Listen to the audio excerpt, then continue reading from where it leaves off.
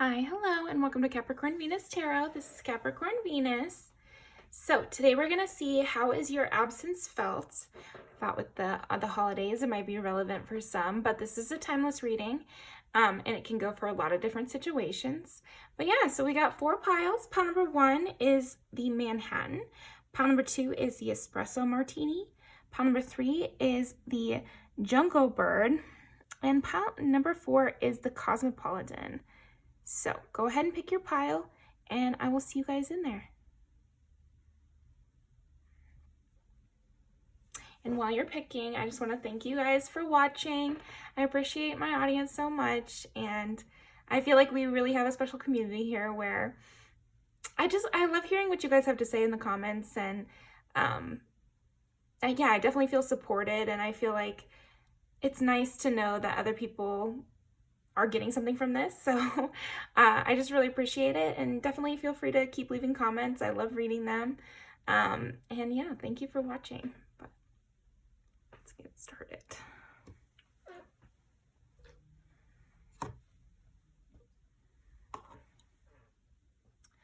Okay, pile number 1. How is pile number 1's absence felt? I do think people can be kind of bitter about your absence here. They can feel like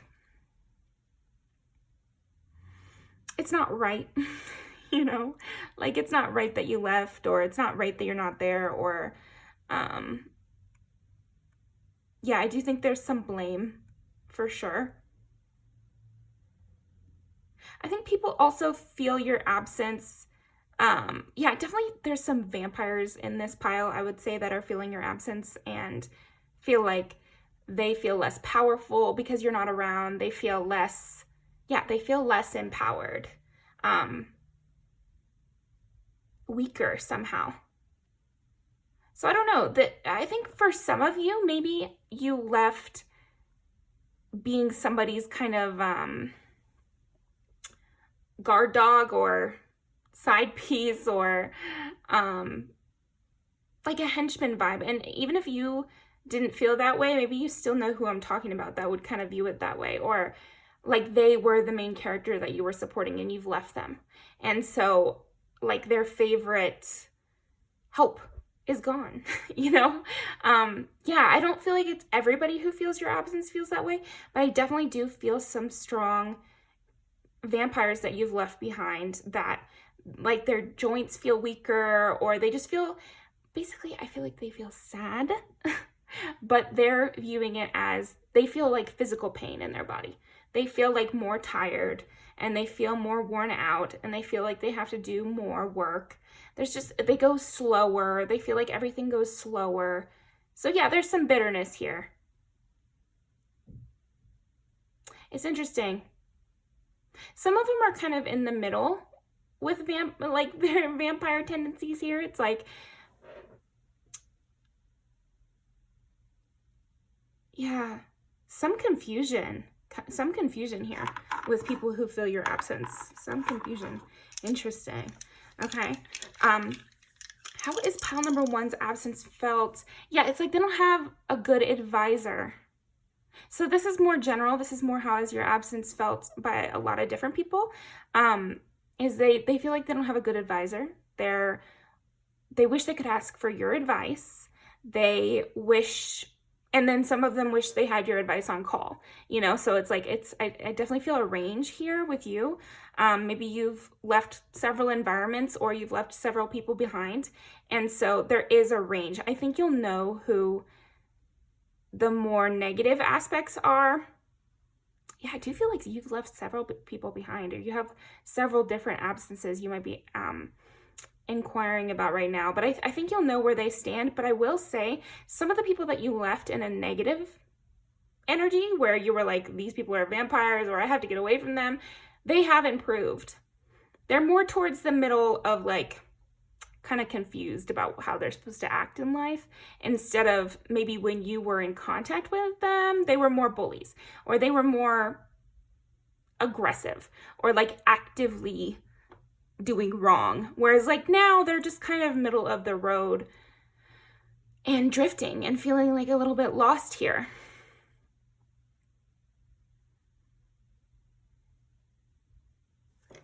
Yeah, because I almost feel like you would have left some of these people on good-ish terms, where maybe you didn't have like a giant blow up, or you were like, okay, well, that for somebody it's almost like you're like, okay, well, that was weird.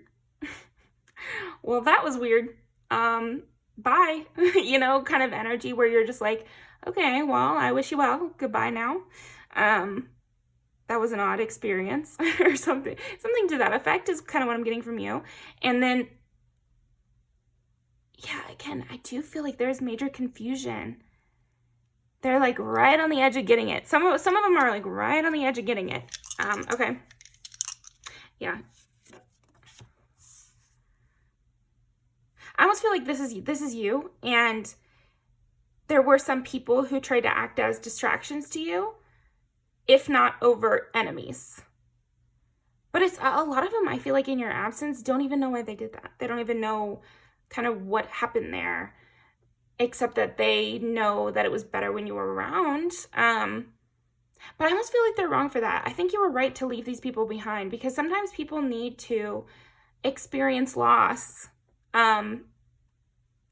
to kind of change up their behavior. If they constantly get the sugar cube of positive reinforcement for their bad behavior, then, you know, who are they to know that it's wrong? Honestly, you know, how could any of us know what was wrong if we were constantly being positively rewarded for what was wrong? Yeah. So you might have changed some people's like perspective. I'm not saying, you know, you're the sole reason for anybody's anything, but I'm just saying, like, I do feel a shift in their energy from when you guys had your interaction to now when you're absent. Yeah, there are those who are feeling your absence because they're understanding their role, or they're questioning themselves, you know? Even if they don't forgive you, or, you know, because like I do feel like there's some who, again, they are kind of, there are those that are bitter that you're gone, and who feel like it was too harsh or too strong of an action, and now they're slowed down and they are hindered by your absence. But there's still that like questioning in their mind. They're definitely not where you left them. I think in your absence, they have gone more middle, you know? They've gone more middle of the road here, okay? And I do feel like your absence is also felt by them watching you. I think in today's day and age, it's very easy to keep track of people. Not everybody, obviously. Some people just decide not to have any social media, or, you know, totally move and whatever. But a lot of us are still interconnected in some way. So I do feel like there are those who feel your absence, and they also still notice your presence because they watch your progression. But it's mild. It's mild here. Okay. Yeah, I feel like they get sad in like warm, cozy moments. But in general, they're either bitter or they're just kind of mild about it. They're just like, let me it's like they're sort of rethinking it. But like, just sort of. But it's good. It's positive. Okay. How is your absence felt? How is pile number one's absence felt? I do feel like they connect more with nature and that sort of thing. When you have a sad thing happen to you, when you lose somebody, when you go through a friend breakup or a real breakup with a romantic partner, or you know, have to split apart from a close friend, or you move jobs and you never see those people again, it adds a little bit of depth to your soul, you know, it adds a little bit of creative flair into a person. And I do feel like, you know, you did that for people. And I think multiple people in different directions, depending on how it all went, right? 10 is Capricorn, 4 is Cancer. Yeah, again, you balanced some people through your absence. Sometimes you have to leave people behind. You know, I was friends with this really, really honest person, and this is why I love honest people, because we can learn a lot and kind of share ideas, even if, yeah, you know, being honest is not 100% good, but it's good in a lot of ways. And basically he was like, I don't think that I could have learned if that person, if his ex hadn't left him, you know, and he was like, I was in the wrong for that, and I don't think I could have learned unless she left me. Some people only learn from being left. That was a crazy thing to hear when I heard that, but it's true for some, you know, like they just can't learn unless the stakes are 1,000. At least a couple times, you know what I mean? So yeah, I do feel like you balanced some people out. And then here is, yeah, okay, so 10 is Capricorn. It's also reputation. So I feel like your absence is also felt by a drop in their reputation a little bit. So either because of the situation, or maybe they place you in high esteem. And so without you in their life, they feel their reputation has gone down. Some of these people don't have a good idea of what's going on around them. So this might all be in their head a little bit, but this is how they feel. Anyway, they feel like their reputation has gone down a little, or their own esteem has gone down in their eyes. If it's the case of somebody kind of hurting you or hurting your feelings even.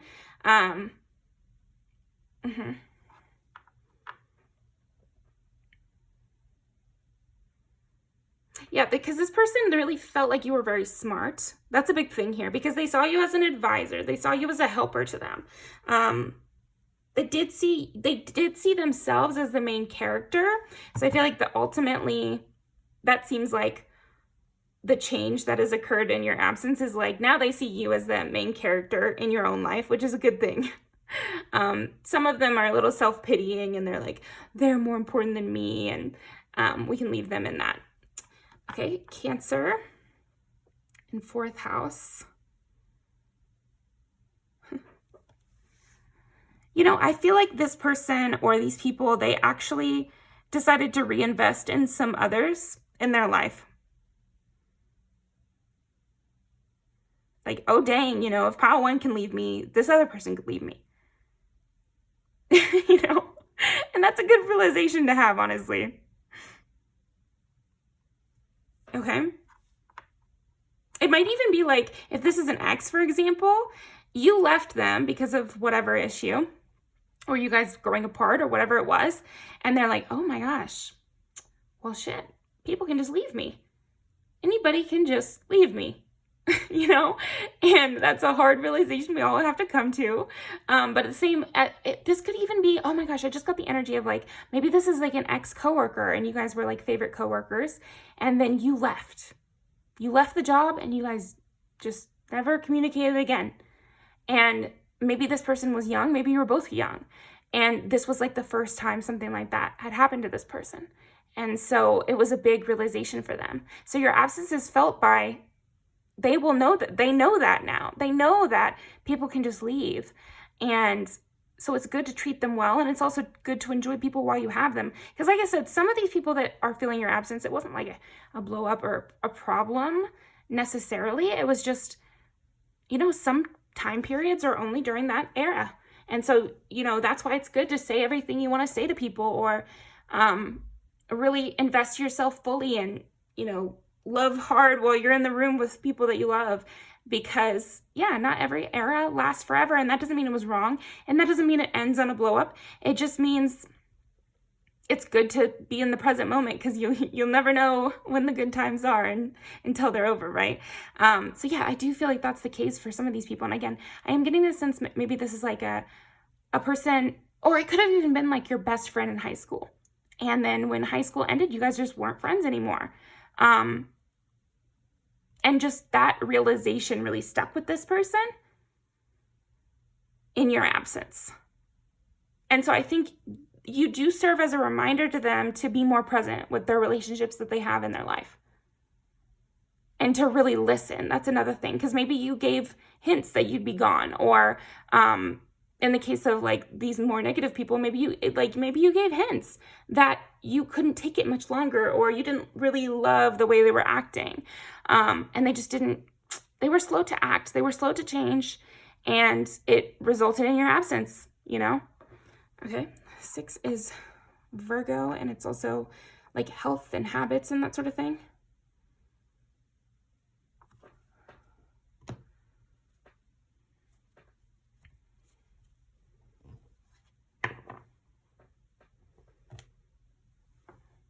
I feel like maybe they celebrate things more. The situation in this music video is like, what does he say? It's like, bitches come to me about assumptions. I couldn't even enjoy my birthday. So maybe these are people, or this is a person who just never made you feel special on your birthday, or didn't go all out for your birthday, or barely did anything. And maybe you were the one that always made the birthday plans, or you were the one that always got something really amazing as a gift. And again, for some of you, you know, scale these things, because it might also be that they're just looking back with rose-colored glasses. You know, if it's the high school example, maybe they just feel bad, like they could have done more. They could have done more for your birthday. They could have done more for you on the holidays. They could have done more, something like that. Yeah, and this will be stuff you know.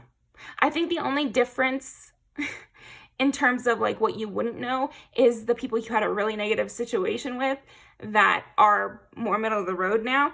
But the people that you had a good relationship with, like they weren't secretly enemies or anything like that. I'm not reading that. It's just, I do feel like you've left several people and they have a similar reaction. Like it stuck with them. It really stuck with them. Maybe you're that type of person who is always changing, always growing, always moving on to something more. Or always changing your habits, looking inward, trying to really focus on self. And so you've given a lot of people the opportunity to learn this lesson, basically. You know, that's like the nice way to look at it. Everybody has to learn certain things. They have to learn the life cycles in that way. Okay. How is pile number 1's absence felt? Calling in your soulmate. Your prayers, affirmations, and visualizations help you bring to... Yeah, with 6, I was also getting like almost like spiritual habits, maybe. It could even be something as simple as like connecting more with nature, or talking to the sky, or, you know, like every time it snows, making sure you make a snowman, stuff like that, like adding magic into your life. So I think in your absence, there are those who try to add more magic into their lives, and then other people who notice the lack of magic in their lives.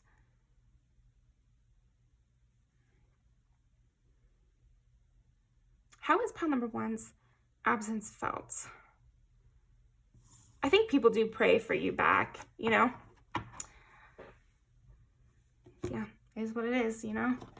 How is pile number 1's absence felt? I'm falling in love. Yeah, I think there are some people that have used your absence as a vehicle for their change, and to be better people, and to be better in their relationships, and to remember that not everything is guaranteed. And so to really invest yourself in the people in your life. And so I think that you might have opened people's eyes up to the kind of change they needed to do. How is pile number 1's absence felt? Keep writing and deleting messages. Yeah, I do feel like there are people in this pile for sure that wish you were back in their life, or would have you back if you could have them. I don't trust you. But then there's those who, it's like, yeah, 1 or 2 people that you've left behind, it's like they go back and forth about you, even if it's been years. It's like sometimes they'll get really in their feelings and get very bitter about it and be like, wow, I can't believe they fucking left me, and da da da da. And then other times they'll pull up your number in their phone, and like, some of you, they've even like *69 to your phone number. That's a thing in America. I don't know what it would be in another country, but where you can like anonymous call.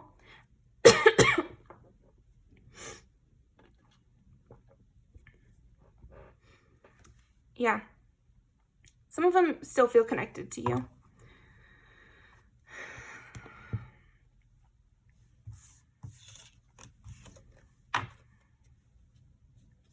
Interesting.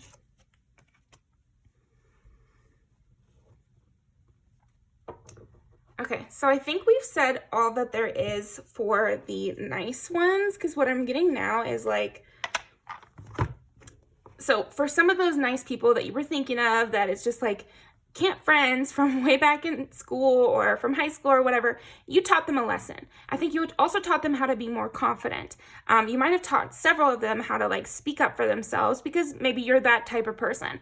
And so they think of you and they're like, okay, it's good to speak up for myself. Even if you spoke up against them for yourself, they're taking a positive lesson out of that. People you met in your youth, people who you left on good terms with, but maybe it was just like unfortunate that you guys, you had to transfer schools and so you never saw them again, whatever the reason. But I do think a lot of people remember you and they think of you and they're like, wow, people can just leave at any time or be taken away for any reason. And so this has lots of implications in the rest of lives, like the rest of our lives is like people die, for example, but also people get, transferred out of state for their job, or, like they have to move for their spouse's job, or, there's plenty of reasons that someone can unexpectedly leave your life. And so it's good to acknowledge that.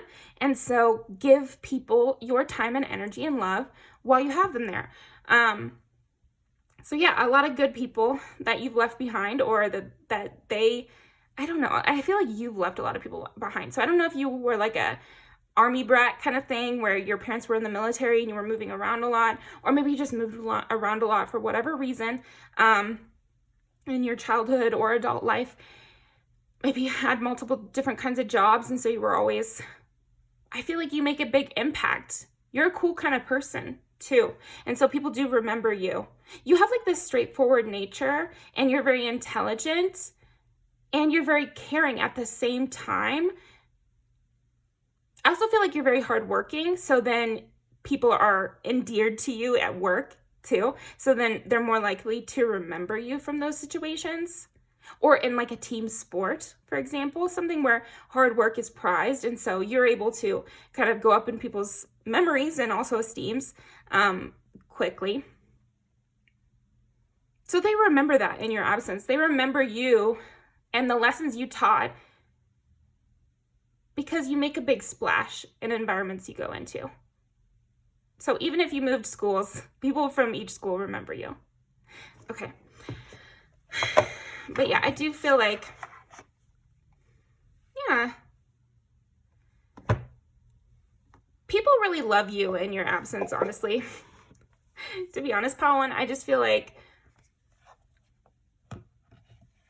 people remember you with rose-colored glasses, even if they even the bad ones, even the ones you swear would hate you. Like they remember you with rose-colored glasses. They still love you. They still think you're great. They still hope good things for you. I feel like they are confident you would say the same. That's another thing. It's like in your absence, people are confident that you won't just like pop up and slash their tires. They do feel like you're a good person. And that might even surprise you about some of them. But often when I've thought people thought I was a bad person or whatever, just wasn't really true. I was misreading the situation. Maybe they were mad at me for something else, not because they thought I was a bad person. So that might be the case for you. They definitely think you're creative. Like they still have thoughts about you. That's the main thing I'm seeing. Okay.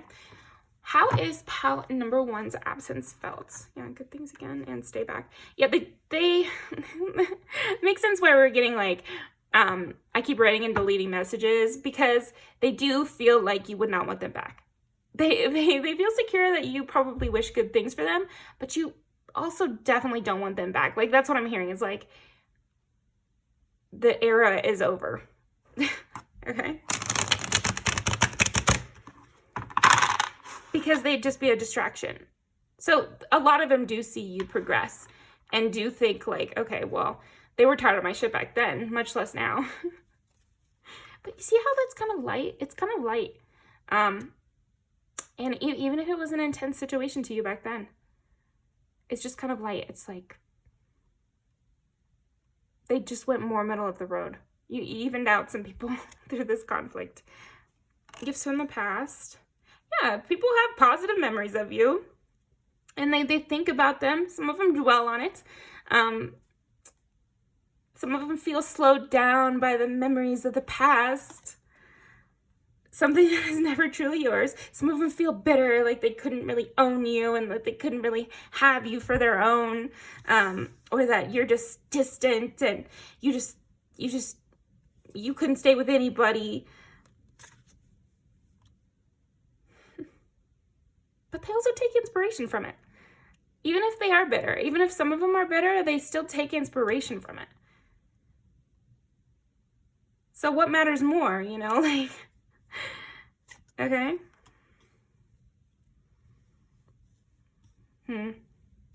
Yeah, there are also those that you ended poorly with and they just put on their blinders.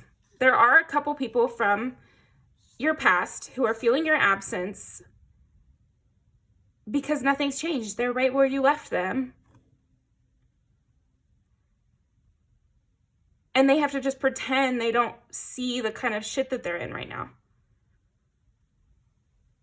But it's like a thin veil. Yeah, they're kind of holding on to this by like a thread. They're holding on to this old way of thinking, this like negative view of things or negative view of you even. But it's that they're holding on by a thread. It's a very clear vision. If they would, I mean, it's a sheer veil here. You can probably clearly see and feel how bad this feels. But it's like they still don't want to admit it. There are those, yeah. And then for some of them, they did wrong, but it was so long ago. It was so long ago. So who cares, you know? And that's kind of their thin excuse is like, I think some of them feel bad, but it's like they'd rather just say that it was so long ago so they don't have to address it. Tenderness. I think first of all, in your absence, they do still have a tender feeling towards you and they wish you luck because we get 11 when we add that together. It's like they do wish you luck.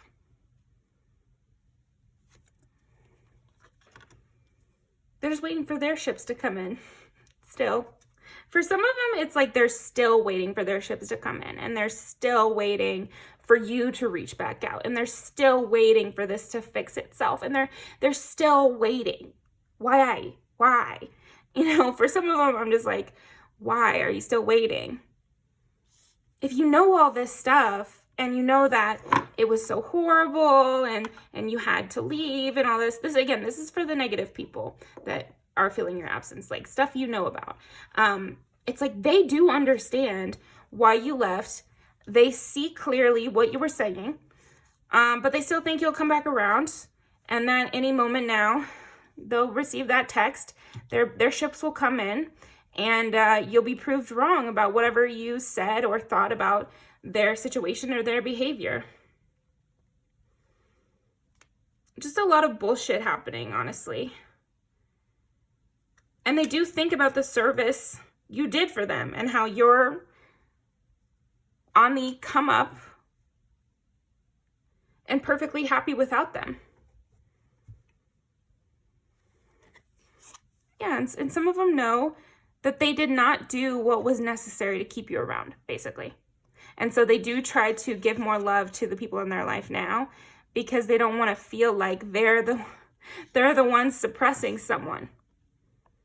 Some of them know that they suppressed you, and so they do feel bad about that, but they don't like dig into that feeling. They just barely scratch the surface. They're like, okay, this is bad. Let me turn away from this. Let me think about something else. Let me pour love into somebody else. And if you're, you know, so sure, like it seems like you are, that you don't want them in your life, then I think that's an okay use of their time, honestly. Because if you don't want the apology and you don't have any intention of bringing them back, then they should just pour their love into somebody else. And just cease that behavior. That's best. Okay, so thank you very much. Pile number 1. Let's pull 1 or 2 more using videos. Yeah, definitely you have a lot of boundaries and they feel it. I feel like in your absence, people do feel those boundaries. And for some, it makes them bitter. And for others, they're understanding it. They're understanding it. They're not loving it, but they're understanding it. And it's just kind of, it's like, again, it's like kind of mild like that. It's funny. They don't want to dig into the feeling. I think that's why it's mild. It's like they look over here and it's your absence. This kind of gaping hole over here is your absence. And they know if they pulled back the curtain, if they dug a little deeper, they'd see some of their faults there. And they would see some of the things they could have changed. And they would see some of the ways that this whole situation played out and how, you know, they could understand you having negative feelings towards them. And so they just turn away from that, basically. They just turn away from that. How is pile number one's absence felt? Some gossip stuff here. Yeah, they feel those boundaries strongly, and they know that you would not want them to have anything to say about what you're doing.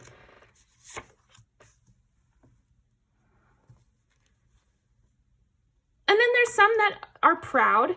I think there's a lot, honestly, that are proud of you. Even the ones that did you wrong are proud of the progress you've been making. Yeah, can't come back and criminal. I think that is good.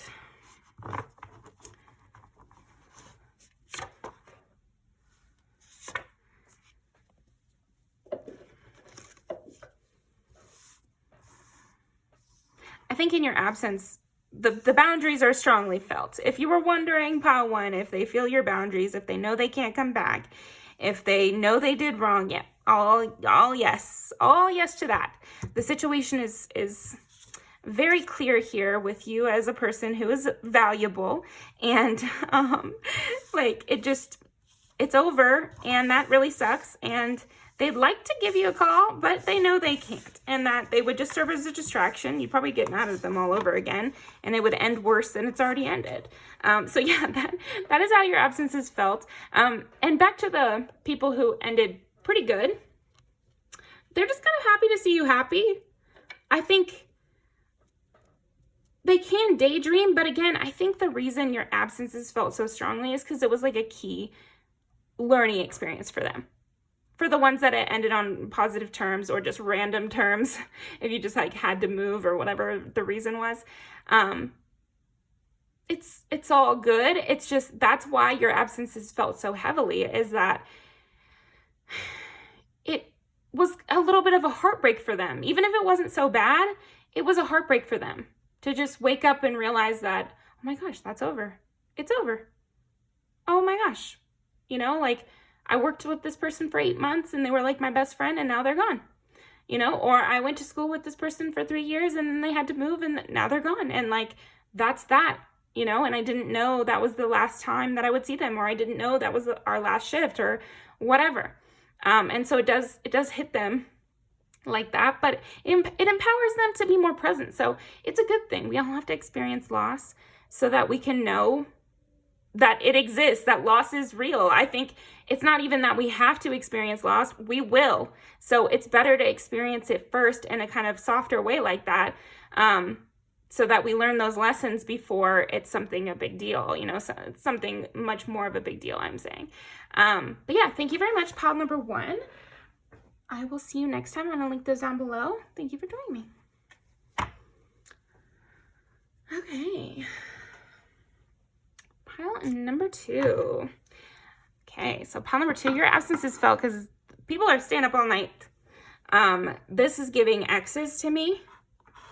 Doesn't have to be, so apply things to your situation, but that is a situation I'm feeling heavily. It's almost like, yeah, there are some people who are feeling your absence because they're staying up all night. They're overthinking quite a bit. There even might be people who make art thinking about you, or write in their diary about you, or like really process your absence through something, you know, like through writing, or for some of them it could be, again, like drinking all night or staying up all night or having caffeine too late at night.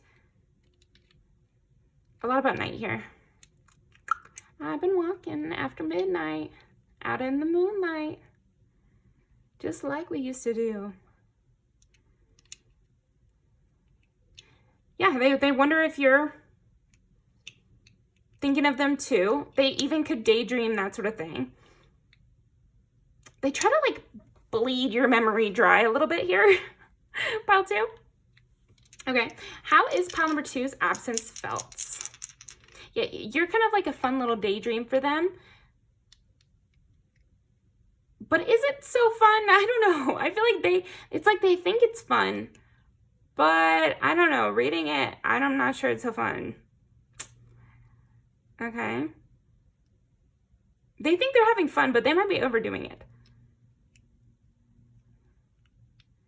Or using it as a distraction.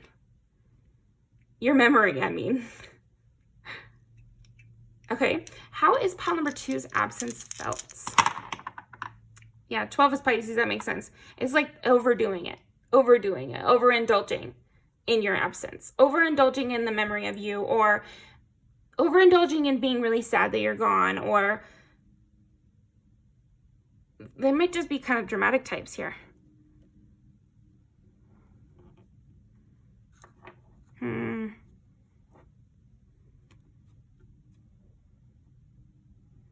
This is the avoiders. It's annoying energy to be in an avoider's energy. Because what they're thinking and what's happening is just so diverged. Like, it's just so other. Okay, so 12 is Pisces, 6 is Virgo, 7 is Libra. Yeah.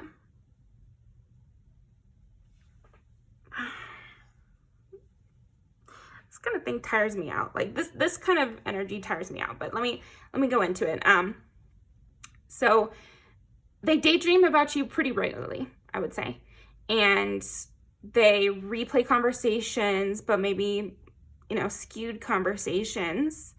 Your absence is felt by a lack of direction, a lack of motivation, and a lack of making decisions in their life, And they're just kind of, there is a little bit of a blame game here, but it's not in like a super mean way towards you. It's more like stupid, honestly. I think it's kind of stupid, the way that they're phrasing it.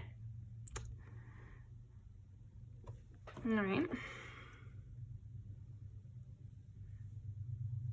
It's like they're waiting for something that they subconsciously know is not going to happen. So they're really just procrastinating their life and using your memory as an excuse. And so they're kind of over, I think even for some of you, this might be like a less significant ex than you might even be thinking of, because they are overinflating your importance. Like you're an important person, pal, too, and I love you, but like they are overinflating it.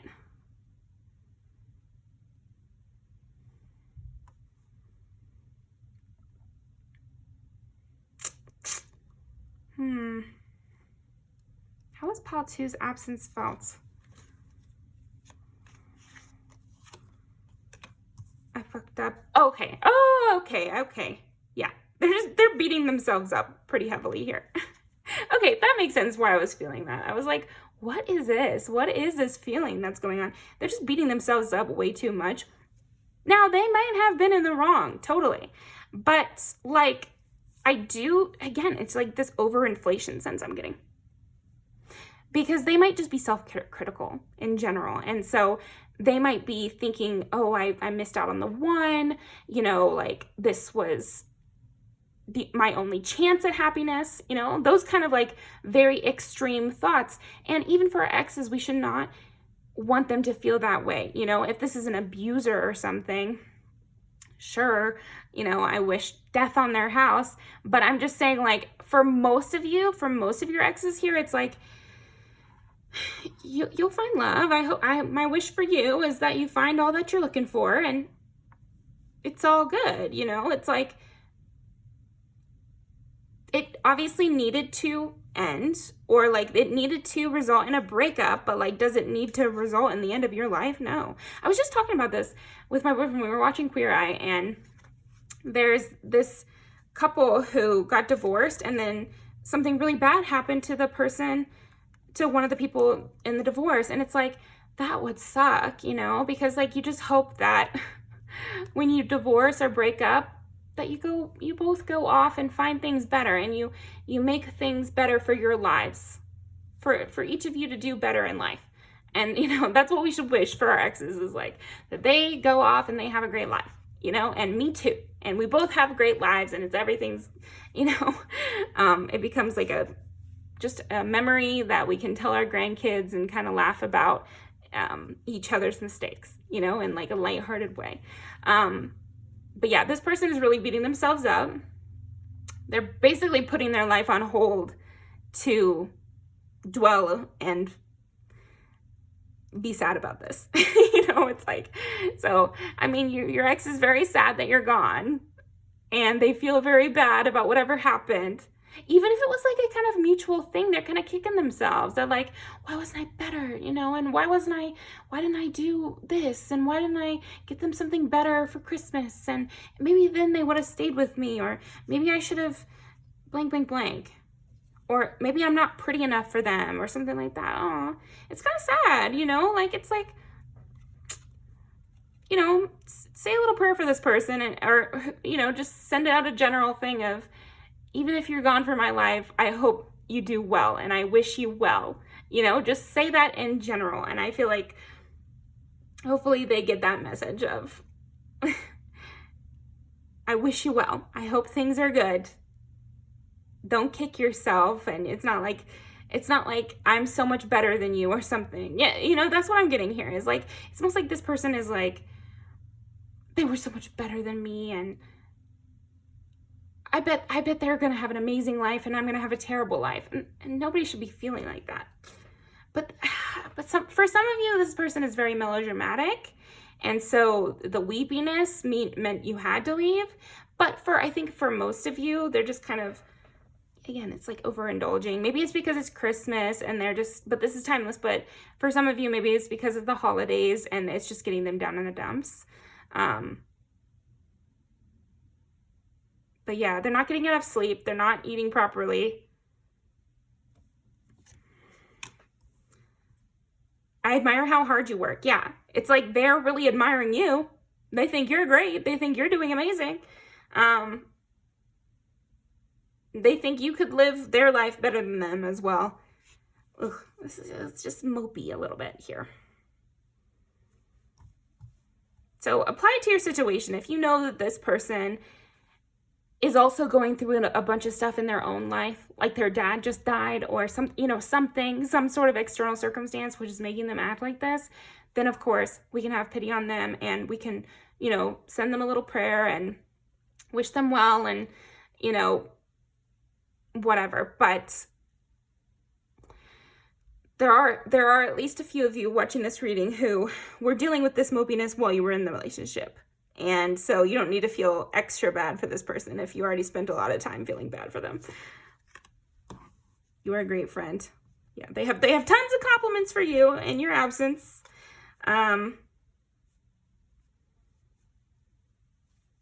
It's just so hard to keep super insecure people around, because it's like so draining, and it actually ends up being selfish when you just self-flagellate all the time. You know, it's uncomfortable for everybody involved, and it's not good for you either. I've been thinking about you a lot. Yeah, we're sensing that. I miss you. But do you? That's what I would say to this person, is like, again, no offense to you, pal, too. I'm sure you are amazing, and that you are an important person. I know that, but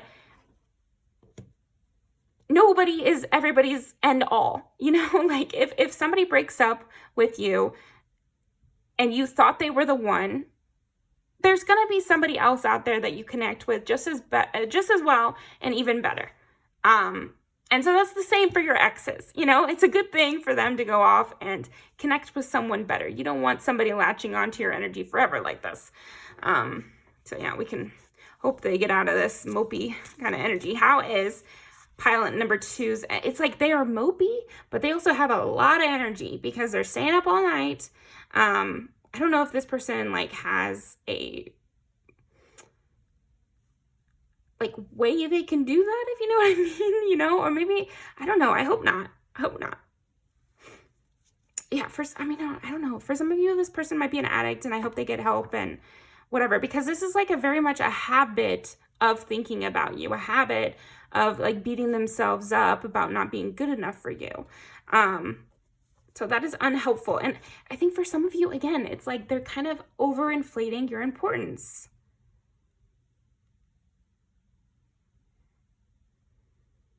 Because you might even be like, I didn't even think this person cared about me that much. And, you know, follow your instincts with that, pile, too, because I'm kind of seeing that, too. I'm not sure they really do. I think this person might just like to beat themselves up a little.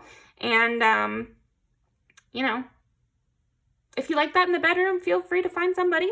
But you don't need to drag in unsuspecting pile, too, here. And you don't need to pretend you're being so self-sacrificing.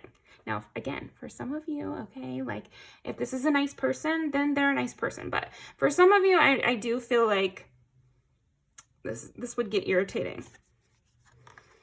Skunk, know your worth. Yeah, and this person does not know their worth. And they're kind of just stinking up the place with their bad energy and their mopey attitude and being sad about everything, you know. It is what it is. Move on. Like, that's kind of what I'm feeling towards this person. It's just like, let it go.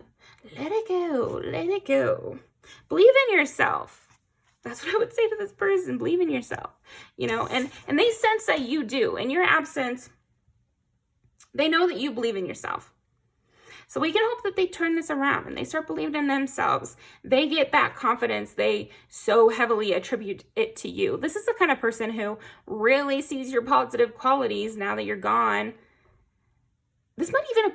Okay, so if this is a person you had sex with, it's like they are romanticizing you guys' sexual interactions heavily. They're like, oh, that was the best I'll ever have, or they were the best I ever had.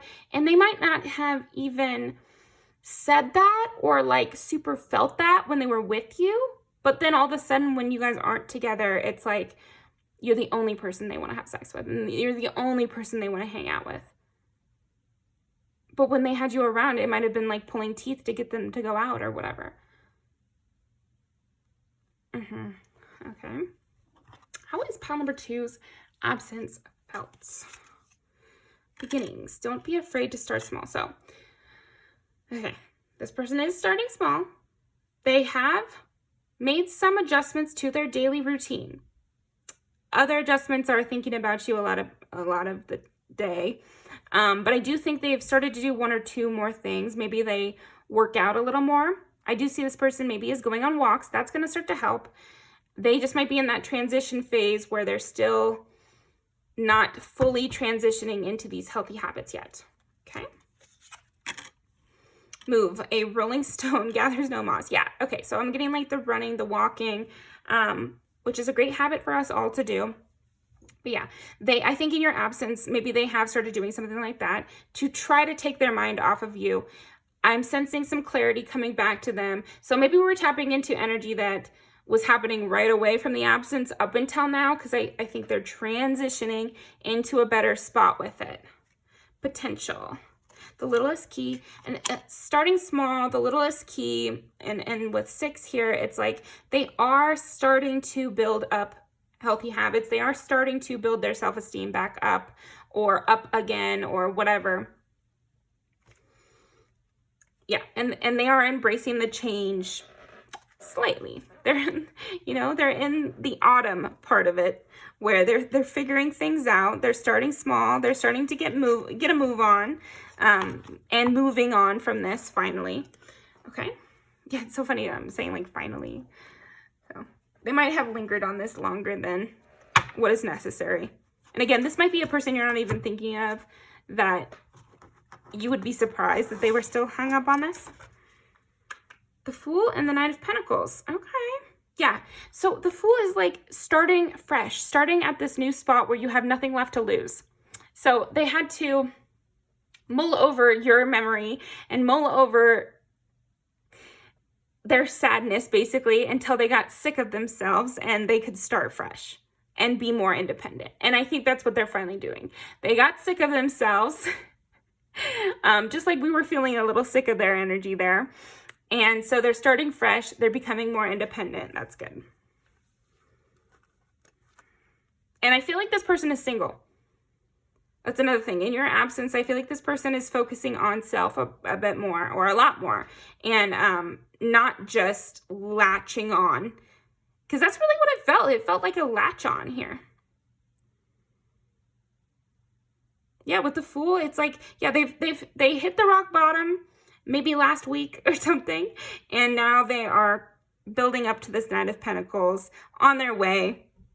They might have even had a lot of things going for them. They might have already been at the Eight of Pentacles stage. And so it wasn't like it was that far away to get to the Nine of Pentacles. They were just lingering in that kind of down energy.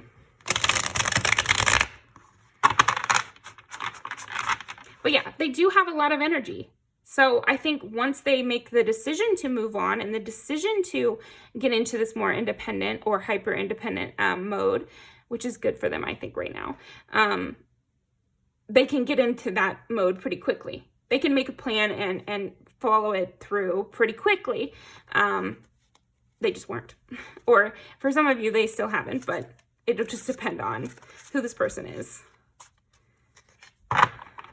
Just believe in their potential, you know, even if it's somebody in your past. Like, unless they were horrible, then fuck them, you know.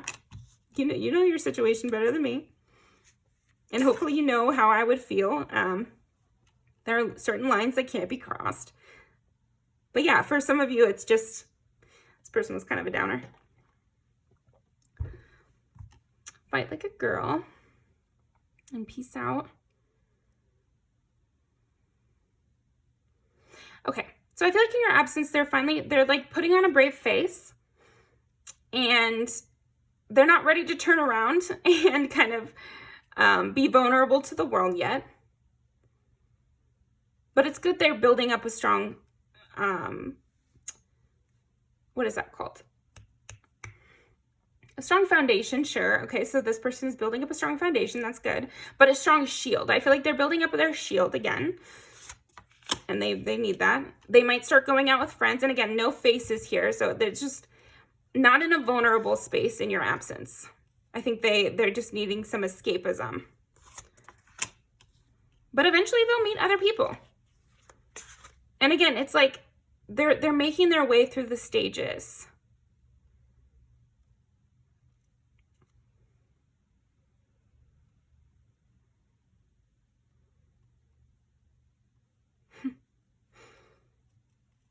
Yeah, they might start to use this softy side in a better way. And maybe they'll remember that it was just kind of not fun to feel that way. You know, maybe they had to kind of sink into those feelings because that's kind of what they wanted to do. But they let themselves get sick of that. They let themselves get sick of feeling sad. And, you know, they let themselves miss new thoughts, new people, new ways of thinking. Yeah, I see them embracing the new, either now or in the future. And just coming to better conclusions. And again, I feel like they misunderstood you guys' closeness or misunderstood you guys' interactions. And so they might have a better, clearer eye in the future. So, I mean, you taught them that. It's like, yeah, they might be achieving some wishes and some dreams, and yeah, I'm seeing like a positive thing. They just might be kind of like, maybe they have a lot of Cancer placements, or they were just clouded. They just looked at this situation wrong somehow.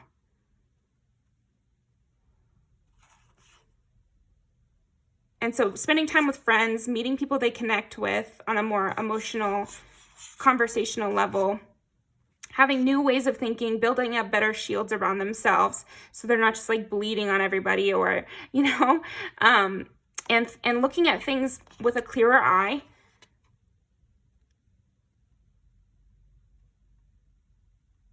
Yeah, you toughened them up a little bit here, I'm seeing. So let's pull some music videos. How is pile number 2's absence felt? Yeah, you toughened them up. because you showed them like, stop whining. It's like so heavy on that. It's like, stop whining, please. It's 2000, what does she say? It's like 2004. I'm not going to argue about twerking. Stop whining. Stop bitching and moaning. Just, you know, fight through it. Get through it on your own. All you have is you. You know, that's kind of what I'm getting. Here's the thing. I think they also learned some confidence from you too, because with and lottery, and if this is a friend, I still think maybe they saw you interact with an ex, or they saw you, they admired you in a lot of ways. If this was a friend, they really overly looked up to you and kind of downplayed themselves, and maybe that's why you had to leave them behind.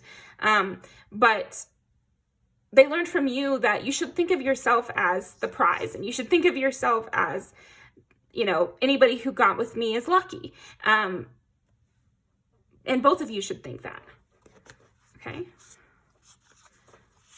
Yeah, and I do feel like some of them are still in love with you.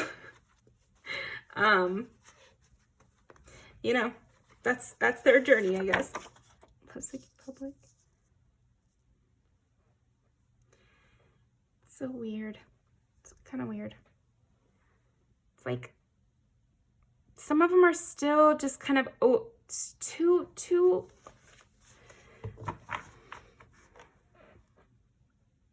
overemphasizing you. Oh my gosh, and I was thinking this song earlier in this reading. Yeah, you're really strong in your spot. You really believe in what you say, and you really think you're great and that you're going to go places in this life. And that's a good thing. Basically, in your absence, it's like they see that about you for sure. And this makes sense for what we were feeling earlier. I do feel like for some of you, this will be somebody who is an alcoholic or has some sort of substance abuse issue. And so overindulging is like something that they do often in a lot of different spheres of their life. And being super sad and overly lovesick about you, even if they don't have those feelings in reality, is something that they do. So yeah, where's my jewel? You get me, you feel me? Yeah, thank you very much, pile number 2. Definitely leave me a comment. So glad to have you, and I will see you guys next time. They definitely think you're harsh. They think you're very harsh for cutting them off.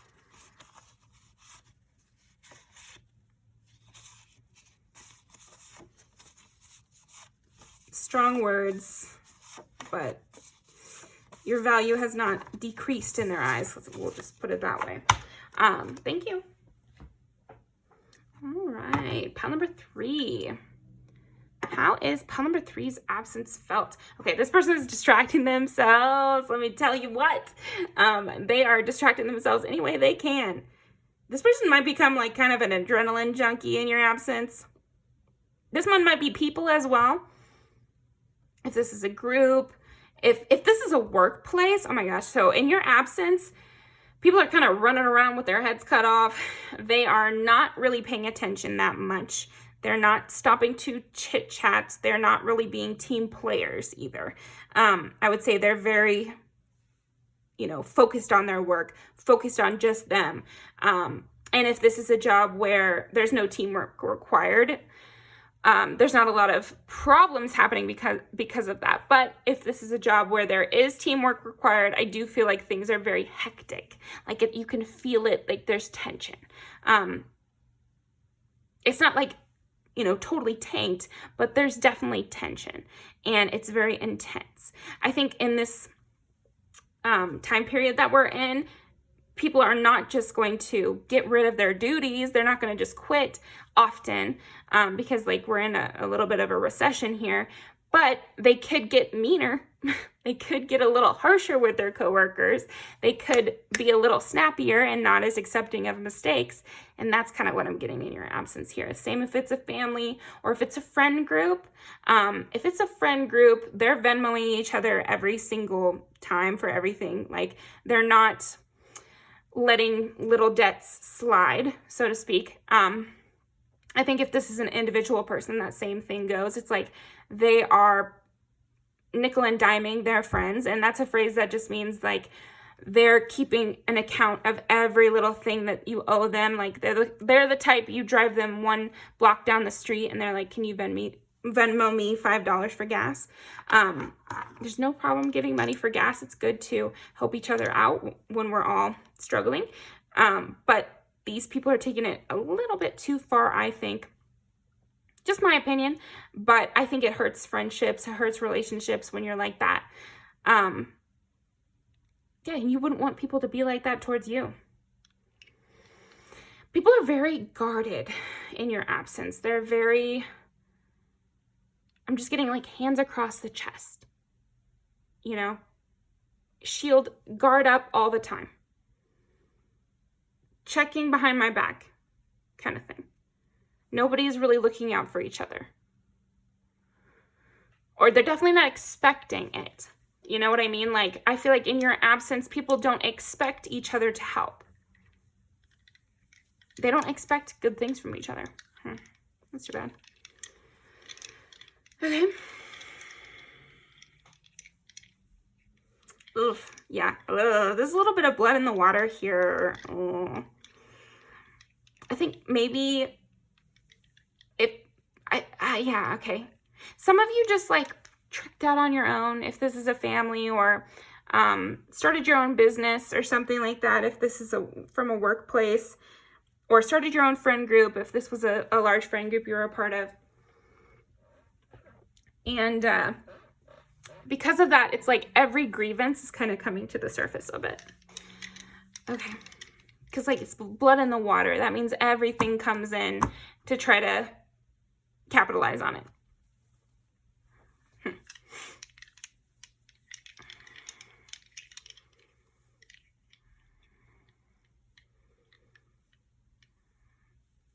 I think this person or these people are becoming sneakier.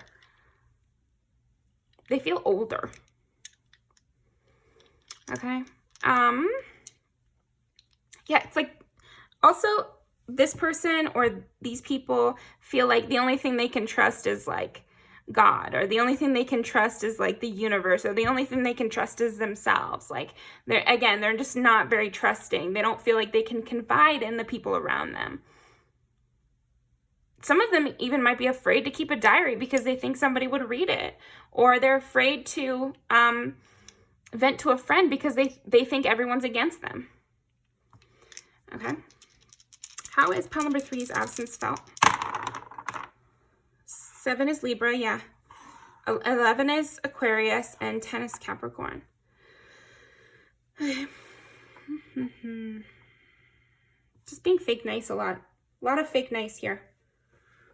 It's like they're at work 24/7. And if this is a workplace, then it's gotten a lot stricter. It's gotten a lot less casual, that's for sure. No more casual Fridays here. How is pile number 3's absence felt? I miss being around you. But yeah, people definitely miss you. I think you seem like a really good friend in hindsight as well. Or a really good coworker, teammate.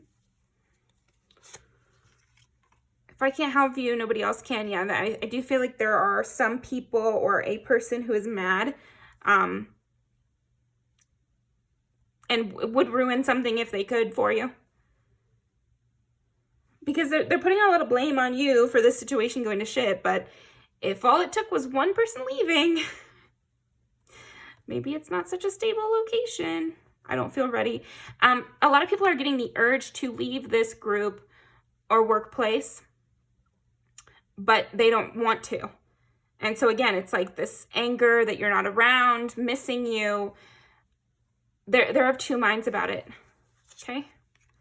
You found something out about me, and maybe that's why you left. And again, looking behind their shoulder, afraid they're gonna get caught, afraid you'll come in and swoop in and ruin their relationships, their friendships, their reputation. Yeah, and I feel like some of you might. you know, if this was like misconduct or like something you had to take to HR or something you could take to court. Yeah, you might. I'm scared you're moving on. And again, there is like a lot of jealousy over you. You know, in your absence, they're like angry at the thought of you being with somebody else. So maybe it is an ex. Yeah, it could be an ex. Could be an ex who knows they need to go out and find somebody new.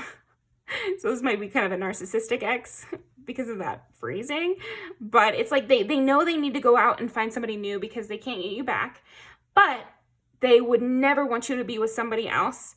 And they're scared that if they do what they need to do and go find somebody else, that means there's no spot for you to come back in. So if they try to come back, it's almost like they hold out a little hope that you'll come back to the workplace, that you'll come back and be with them. And if they find somebody to replace you, that means there'll be no spot. So they're hesitating on replacing you, even though they need to. And for a job, obviously, they actually do need to replace you. And so if they're not replacing you and they're holding out on replacing you, that means that everybody else has to pick up the slack. So it increases the tension. So it's like this tension is cranking up because of these circumstances. And if it's an ex, they just can't live alone. They can't live alone. They can't handle their emotions on their own. They're very codependent. And so unless they find someone to replace you, they're just going to keep spiraling. But they don't want to replace you because that means you'd be given license to replace them. So yeah, they feel like caught between a rock and a hard place here. Yeah, but I don't really believe that somehow. It's almost like they're ready to come in with some excuses here, pile 3. I think in your absence, they are ready to come in with some excuses. They're ready to pull out the stops. Way too late. They're ready to do the extravagant apology. This is reminding me of Offset coming on stage to Cardi B with the roses and everything. And it really surprised her. And I think she cried. There was like some viral clip of her being surprised by him coming on stage and saying sorry for cheating, like for the millionth time or something. And he, you know, in that circumstance, he would say, I'm just still healing. I'm sorry. You know, let me come back to my family. Yeah, that's the kind of vibe I'm getting here. But if maybe it's like actually family, like a parent or something, like, you know, I'm sorry about how everything went, but they just kind of want to treat you the same. So I'm not believing this. Like there's something strong about like not really believing this. Because there's this sense of them being fake. Like them being fake nice. Them being actually mad. And again, like blood in the water, mad that you would even dare to leave them. But they know that kind of stuff would not bring you back. I ran away. They think you ran away. I only believe in science and facts. Oh, this person just pissed me off. Like, because I feel like what they're saying with I only believe in science and facts, they're like, prove it. Prove it. What did I do to you? Why would you leave? What I don't think that was sexual harassment. I don't think I really said anything wrong there. Well, I don't think that it was bad enough for you to leave. So really, you're in the wrong. How could you just leave me? You just abandoned me. They want you to prove that you were hurt by them. And that's what people do. Like, they're like, give me, an itemized receipt of every negative thing that I ever did to you, or else I won't believe you that my actions hurt your feelings. It's like, I don't need to prove my emotions to you. I felt them. And also often, you know what? They know they did wrong. They just don't think you should leave them for it. They think, I did wrong, but you shouldn't leave. It wasn't bad enough for you to leave. So what's the line? When is it bad enough for you to leave? You know, the job, the family, the relationship. When is it bad enough to leave? What does a person have to do for you to be okay leaving? You know, put it in the comments, because everybody has a different line, you know, and you crossed pile 3s. So there you go. You know, that's why you don't have them anymore. And it's not your decision where the line is. It's their decision, you know, or vice versa. It's the person's decision, you know, if you've crossed their boundaries or not. Pentacles. How is their absence felt? Oh, the Hierophant, King of Wands. They definitely will put on a mask. They'd love to anonymously message you or something like that. So watch out for bots or like new Instagram accounts or Twitter accounts or something like that. They don't want the cycle to close. They want you to just listen to them again.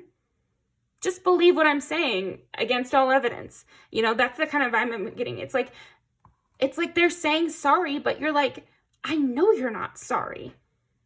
You want to continue to treat me the same way. So how can you be sorry? Like actions and words not aligning here. And they are in a hard spot. I'm not going to lie. Like that part is true. There is a lot of tension. They are in a hard spot. Of course, it would be easier with you there because you'd be doing a lot of the work and the emotional labor, and they have yet to replace you. In the case of a job, it's like, yeah, of course it would be easier if you were there because you'd be doing more of the labor, and they still refuse to replace you, which is not your problem or your fault. In the case of a family, nobody trusts each other. So they kind of want you to be like a little bit of a patsy here. They wouldn't dare put their walls down to love people in the way that you did. But they want you to come back because they know you like to have your walls down, if that makes sense. Like, it doesn't make sense, but I hope it makes sense for, you know, the kind of stupidity that's going on here. In your absence, I think there's a lot less laughter. You know, that's for sure. Everybody feels preyed upon a little bit here. Everybody feels lied to. They're on edge for deception, and there is some deception happening around them. So this could also be an ex who has a very negative family. You know, often if you meet a narcissist and you were in a relationship with them, there's another narcissist in their family. That's usually how it happens. It's often their parent or both parents. And so if you leave that person, then they go back to these people who are even worse than them. And so, yeah, it doesn't feel good, does it? But it is what it is. It's like you can't just take everybody's problems from them, you know? I sense a little bit of like, maybe you even would want to save this person. Don't, because they just want you to save them right now. But then they'll go right back to exactly how it was before with you doing all the work and, you know, yeah. Yeah, I do feel like this person has overbearing people in their life, or if this was a workplace, maybe you left because of a bad person in the workplace, and so that person is now running amok even more. You know, they're doing even more, they're getting away with even more. And of course, if you're not the victim anymore, then that means somebody else has to be. People don't usually just stop being pieces of shit. Like, if they were really that bad, you know, some people can change and grow from being sort of annoying, or they can change and grow from making mistakes in relationships based on, you know, their histories. But in terms of somebody's a really bad person and you run away from them, they're going to find a new victim. Like, it's kind of like clockwork like that.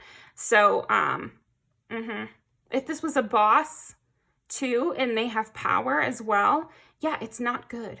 No, it's not good. I can't sugarcoat that. There are people now in that environment that are having a worse time because you're not there. And that sucks, and it is sad, but it's also, I'm sure you tried your hardest while you were there. You have to live too. You have to take care of yourself. You have to make sure you're okay, you know, and people will have to make their choice to leave as well. Or you could take the company down or bring everything to HR or file a lawsuit or take people to court. If that's what you want to do, then do it. But for a lot of you, I don't see you doing that. And so it is sad to know that this, you know, bad people are running amok, but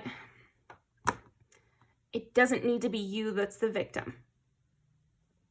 You know, it's unfortunate. Like, I don't have a lot of soothing words for that. The other people now in that environment have to stand up and take on more warrior traits and put up a good defense. And if they weren't doing that when you were in there and they were leaving it all to you, you know, they should have stood up and helped you while you were there, and then you guys could have been stronger together.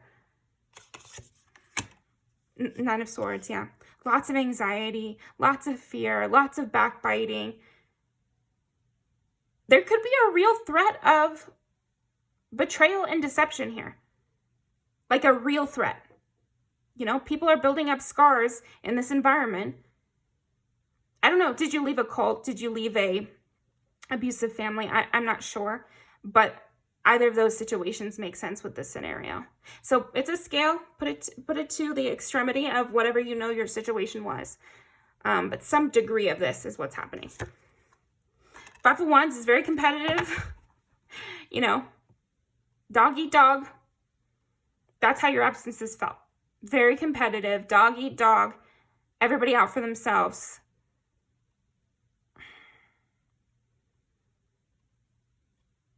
Even if when you left this environment there were friendships, there might have been falling outs even since you left, even if it wasn't that long ago.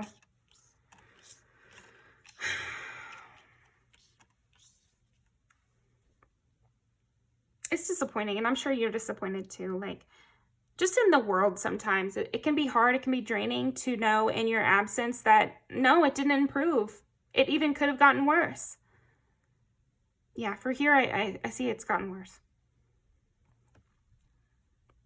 And again, even if this is an ex or an ex-friend, it's like their life has gotten worse. You were a source of strength and love and attention and kindness. And again, also, you lifted a heavy burden. I don't know if you were always standing up for people or always making sure everything got done, or if you were like in charge of the schedules and now the person in charge of schedules is a dick, you know, and they're never giving people the shifts they want. And they might even be purposefully putting people together that they know won't get along, or giving people a shift that they already said they couldn't do on purpose. Like, they might be doing stuff like that. Queen of Swords. Lots of favoritism, cruel words, backhanded compliments. Golden handcuffs is another phrase that came up, and that in like the tech world, that can describe like a job that's really hard, is very much draining you, but they're giving you so much money, or they're providing so many benefits to you that you can't leave, because there's no job that will pay you more, or it would be very difficult for you to get another job. Maybe you know this person will not give you a recommendation, or it's hard to jump industries or something like that.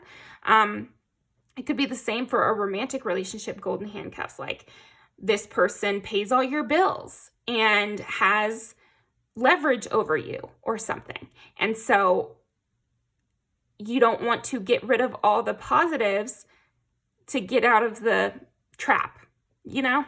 So that is what I'm feeling for you here.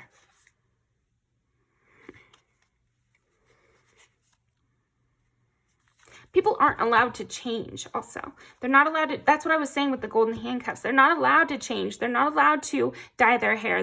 It's like very strict, very, very strict. And the reins really tightened in your absence too.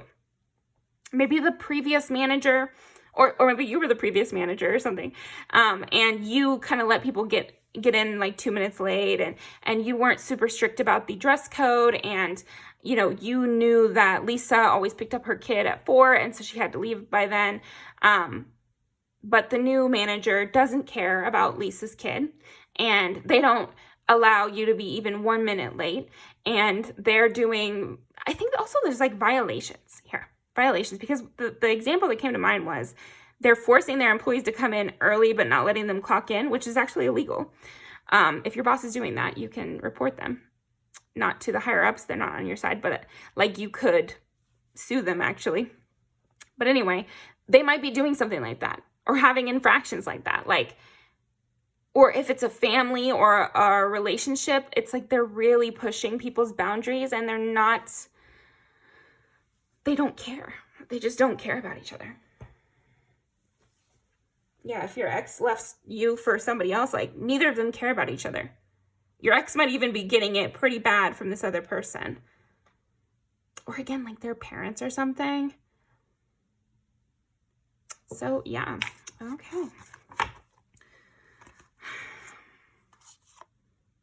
I feel like in your absence, they're making money, but like at what cost, you know? And it's like blood in the water. Everybody's very competitive. So maybe this is a job where there's like sales bonuses. And so in your absence, I don't know what it was about you. Maybe you just cultivated a sense of friendship or like camaraderie. But in your absence, it's like very, very competitive. Like, or if you're like one of the cousins and now they're competing against each other more. Like comparing house size, kind of stuff here. Or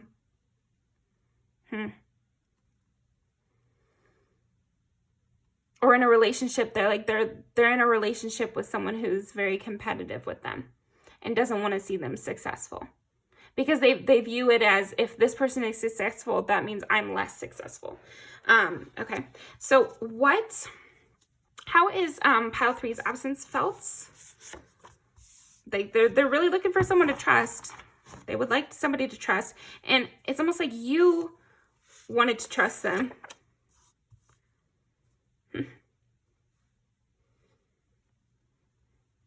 Also, it's like it stings extra hard because, again, you've gone off and started something better. Or you're finding other people, or you have good connections and a better reputation. If you left this job, you went to something better. If you left this person, you found someone better, etc. Good for you. Yeah, this makes sense. It's like they're not happy for you. They're definitely not happy for you because they're so unhappy in their current situation. So misery loves company, you know, crabs in a bucket kind of mentality. They want to drag you back down into it, but they're not finding success in that. And they feel like you get everything you want. And yeah, but it's like they can't hate you too much because they're thinking positively on you. They're just not having a good time. Like they're just like literally just not having a good time. We'll take those, this one, and this one.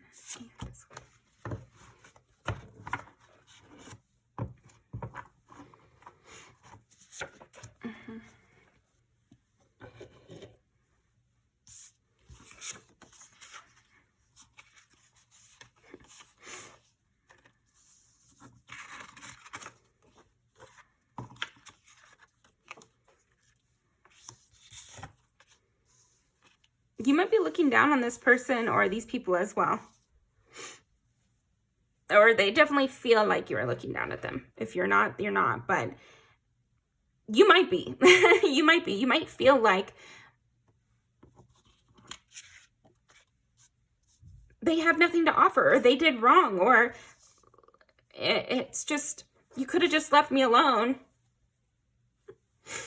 Why did you need to come into my life and try to ruin my life or try to fuck up my life?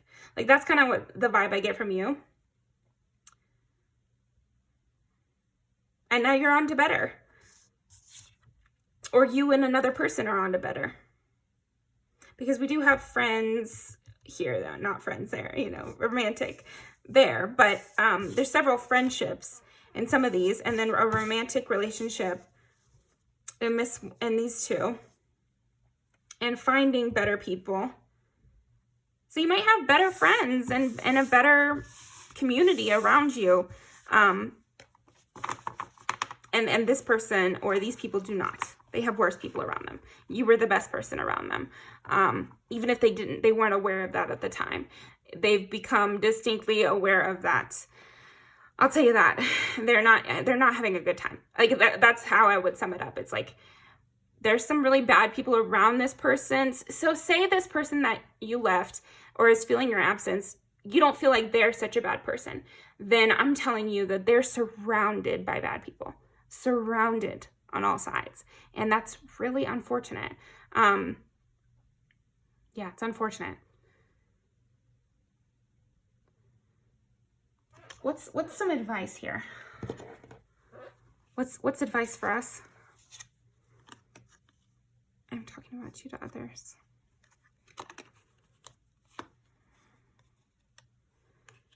They are not you.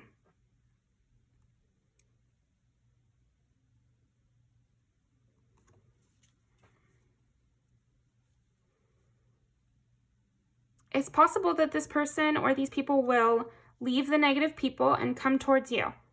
So if you're open to that, stay open to that, and just stay a positive person in this person's life.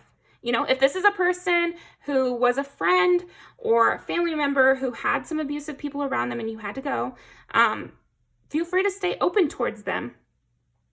And eventually they will need someone to come towards, and you could be that person. But then for the people who, this is like negative people who hurt you, and they're the bad ones that I'm tapping into here, who are feeling your absence, just remember they're not you. You don't have to relate to them.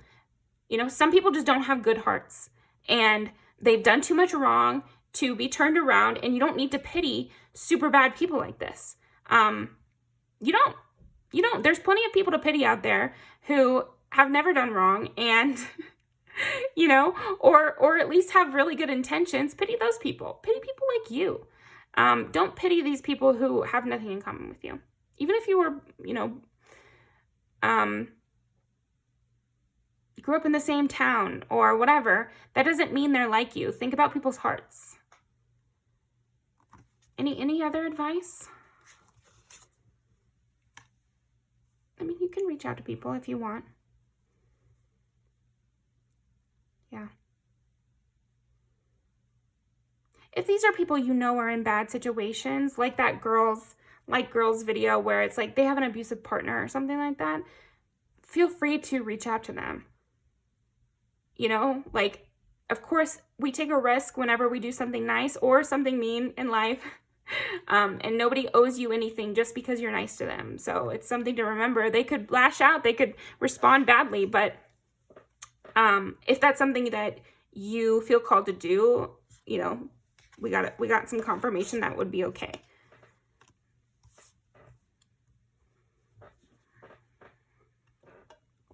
Yeah, I think when you're in survival mode like this, and you have all these narcissists around you, or you have these abusive people hounding you and putting fear into you, you're going to be in survival mode, and you're going to lash out, and you're going to feel attacked on all sides. And so just to be aware that this person feeling your absence might feel like that. They might feel attacked on all sides, and so they might misinterpret you as an attack. And so it's okay to be gentle with people who are in abusive situations. It's okay to be forgiving of people.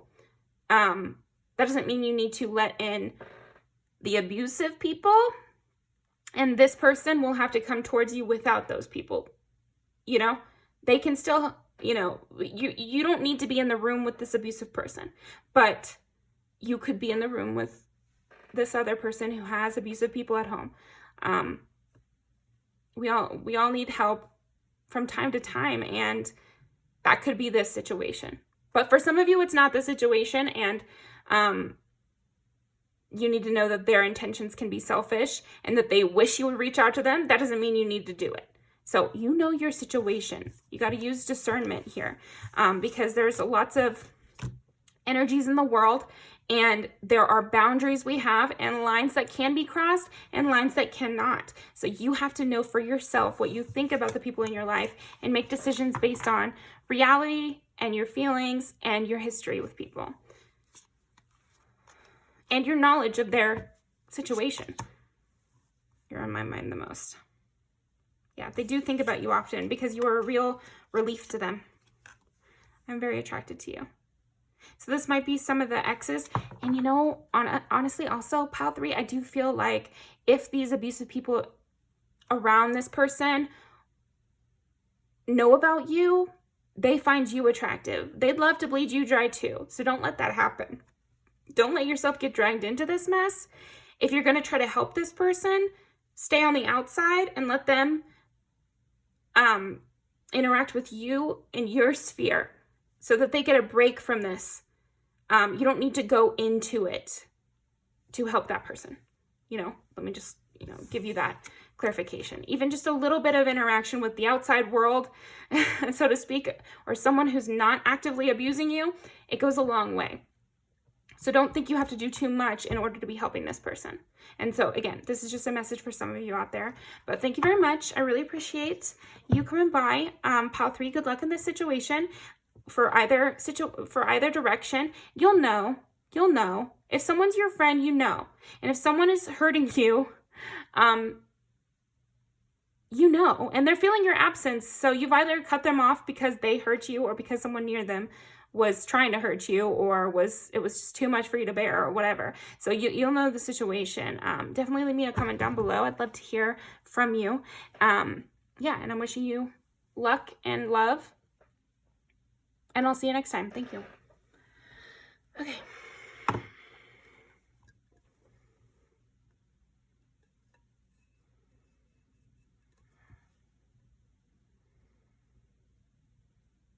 Yeah, okay. If you're still here, pile 3, I think some of you might experience getting this person out of a bad situation. Like if you're a bird, I'm a bird kind of thing. Like you flew away, and so they will now fly away as well. So this is, again, a lesson why it's good to leave bad situations, why it's good to walk away sometimes, because you'll teach other people, and other people can ride your coattails, so to speak, or learn from you, or kind of get a little bit of a lift from your courage so that they have courage to leave their own bad situations. So you might experience that. So thank you very much if you were still listening. Okay, pile number 4. Let's see. How is pile number 4's absence felt? How is pile number 4's absence felt?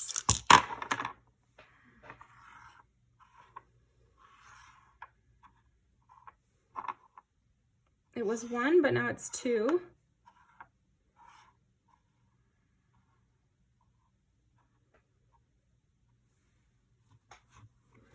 It's the Emperor and the 9 of Cups. Okay. It's funny, it's like kind of positive imagery here, but I'm not getting a good vibe. Because the Emperor, it's almost like I would say they're taking care of their lives and they're trying to achieve their wishes, but I almost feel like it's a lie.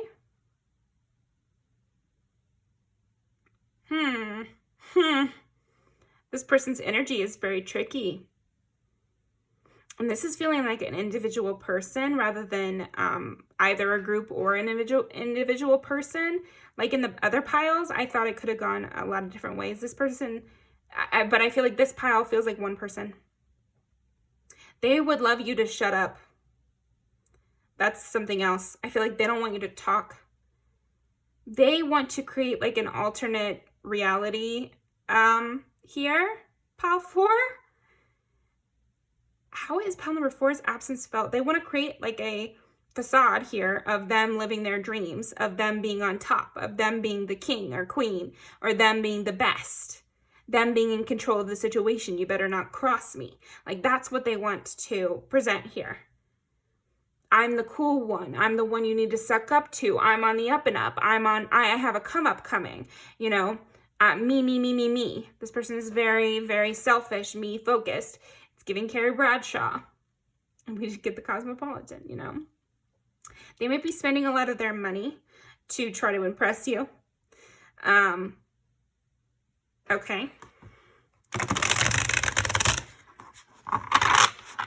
How is pile number 4's absence felt? This person's getting extra loud in your absence. It's like pretending it's not hanging over their head. It's reminding me of that story. It's like the sword of Damocles, I want to say. Sword of Damocles. It's where it's like the sword's hanging over their head and they have to pretend like it's not there.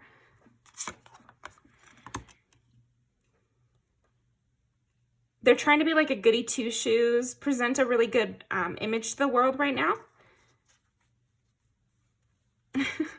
It's funny because the truth is I feel like their image is getting rehabilitated at the moment rather than that they're really living their wishes and dreams. They're actually just trying to rehabilitate their image. These are the ones who are being overly chatty, overly gregarious, and interested in everyone, and just going out of their way to act like everything is perfect and that their life is amazing, and look at all my cool friends, and look at my beautiful hair, and look at my beautiful clothes, and look, I got a Starbucks today. You know, it's like that kind of, and look how young I look.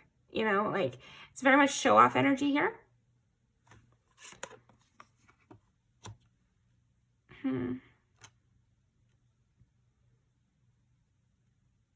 it's no big deal that they left. I don't even care.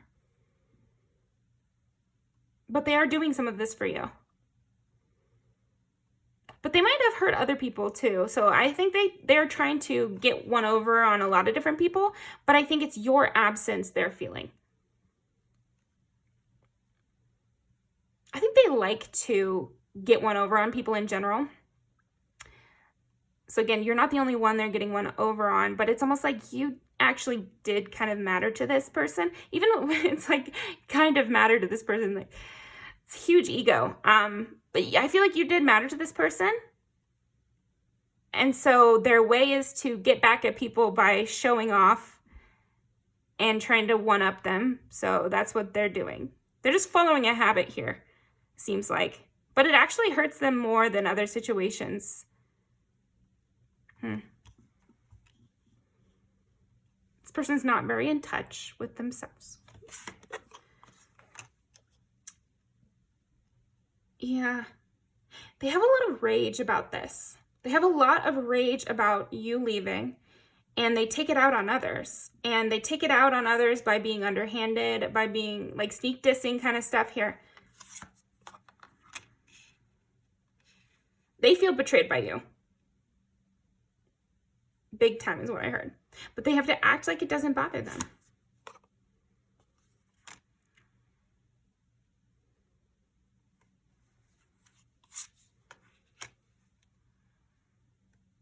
Constantly checking their phone.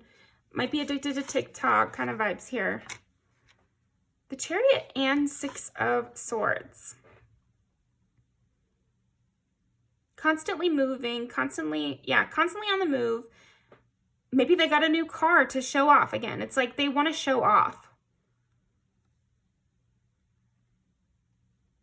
Or they're going on vacation and then they're really not having a good time, but they put on a good face for the Instagram because they want to see if you'll like the story, or if, you know, you care, or you're upset by them having fun.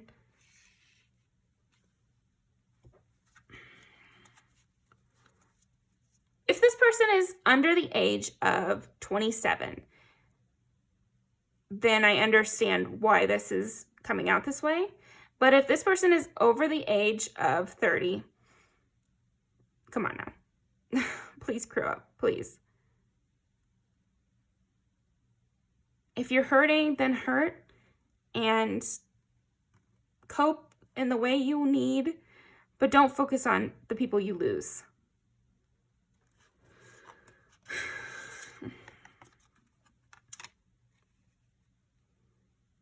I feel like several of these piles have been like kind of tiring energy because a lot of people are going through a hard time, and I think people who feel your absence are no different. They might be going through a hard time, and so feeling your absence is energy consumption, and they're not replenishing themselves. I guess, you know, feel free to do a revenge or have a lot of bitterness towards people and everything, but make sure you have the energy to do your work and live your life as well. And I feel like this person does not really have the energy to live their life because they're really trying to make you upset. They would really like to make you upset here. Like, that's the big thing. I feel like in your absence, they do want to hurt your feelings. They want to get back at you for this. They want you to feel it. They want you to feel it. Maybe if you feel it, they won't feel it. You know, I don't think they would articulate that, but that's kind of the energy I'm getting here. It's kind of like, again, another Sex and the City reference here. So I don't know if that person, this person loves that show, or maybe you love that show, or I don't know. But when Carrie goes to see Big's new wife and basically try to ruin her life, I think she does, pretty much. So this person might have ruined other people's lives carelessly. Not in a, like, villainous way, but in a very careless, selfish way. Through passion. You know, they could be like a homewrecker or something like that. And really not care. Like, this is giving like Ariana Grande kind of levels here. And just so you know, God is not going to send you a soulmate with a fresh baby. Like, I'm sorry. Like, nobody, that did not need to happen according to God or soulmates or whatever. That's something you can trust. You can trust that you don't need to cheat to find your soulmate. That's just not something anyone needs to do. But hey, you know, we got free will. Do whatever you want, but just don't blame soulmates. Don't say it's because you guys were soulmates and you had to. No. Ace of Wands, Ten of Swords. Yeah, this is the only thing that lights them up, is thinking about revenge here. Or just like hurting you. It's not even like super revenge plot. It's like they just want to hurt your feelings because, you know, like you hurt their feelings through your absence. Your absence hurts their feelings. That's basically what it comes down to. And again, if this person is young, then the simple way that I am feeling this energy makes sense because they're just barely kind of understanding the devastation they can feel when something goes wrong like this. Yeah, because I feel like whatever happened between the two of you, it was kind of like a runaway carriage here. It just went wrong. It just spun out of control. And again, because this person relies too much on their passion and too much on their whims, it might have been a whim to cut you off. It might have been a whim to blow up a situation out of proportion. Or it might have been a whim to say something really mean to you that you just couldn't let go of. And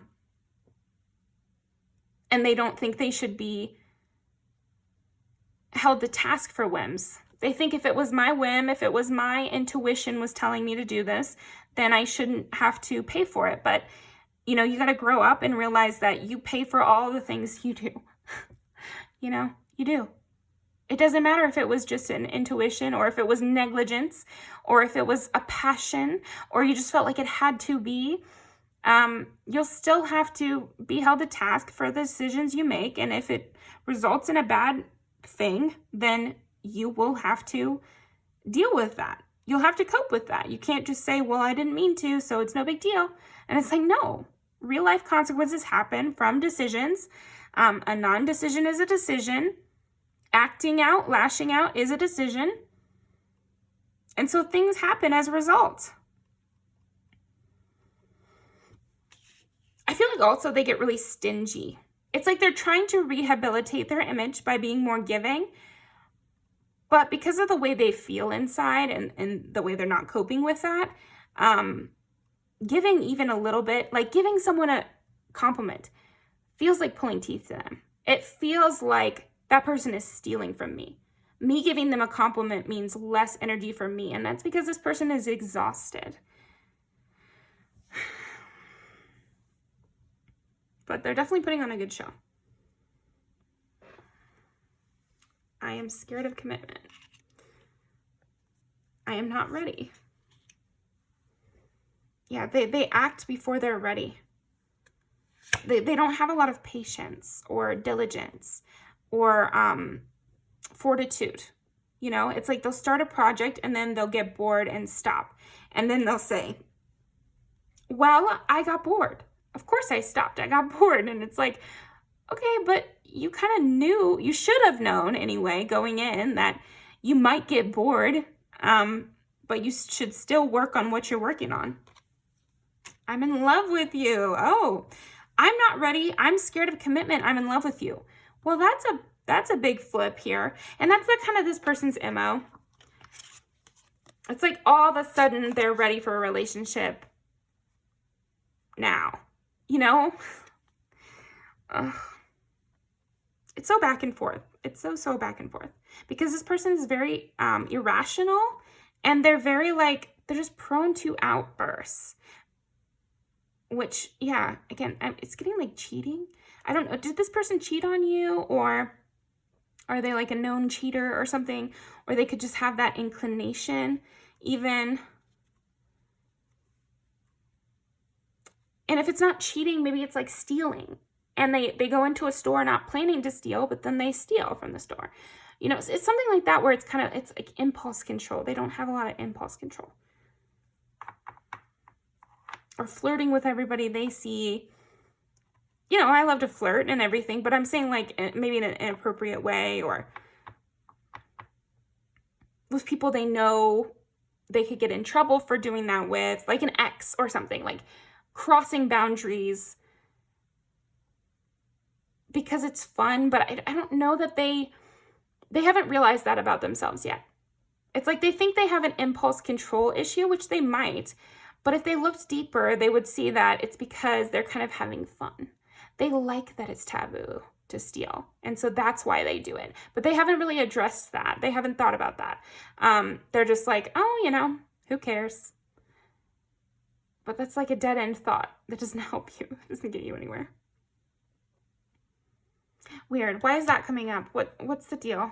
Maybe they stole something from you, and that's what ended the relationship. There's always enough. Oh.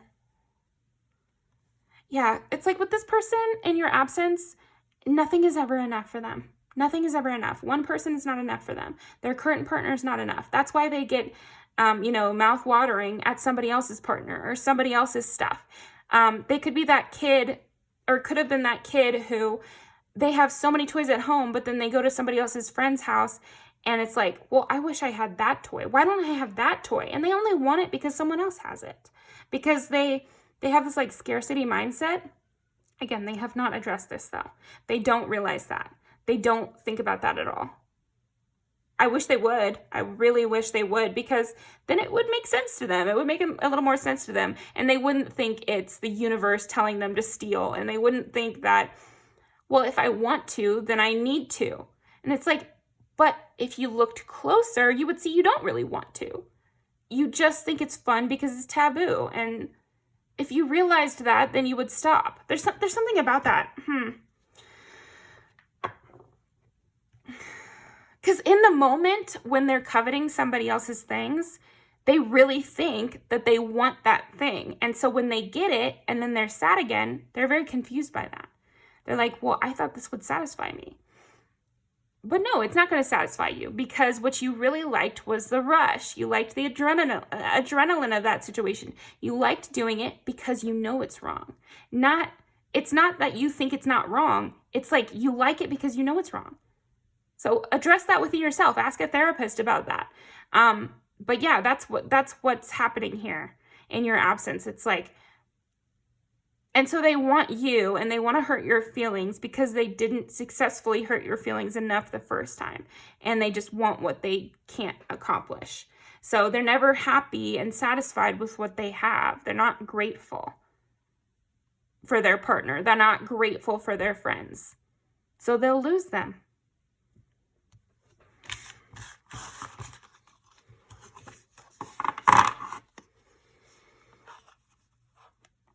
And they love to fight. They love to fight. They love to argue. They love to be petty.